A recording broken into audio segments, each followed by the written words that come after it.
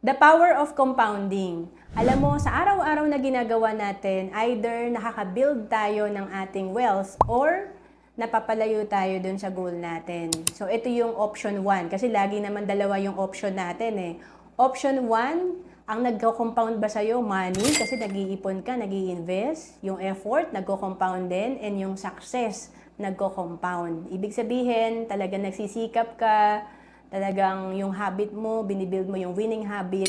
Pero yung opposite nito ay debt.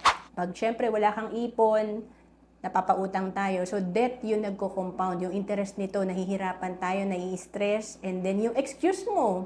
So ayaw mo magsikap, lagi ka lang nakafocus sa excuse mo na hindi mo kaya, wala kang time. Kaya ang nangyayari, nagko-compound yung failure. And sabi nga, every day is a day of success and failure. So, saan ba tayong side? Kasi, again, nasa desisyon natin yan araw-araw. Dapat piliin natin yung mapapalapit tayo dun sa goal natin. To know more about savings and investment, message mo lang ako sa FB, Roanne Celis Capistrano.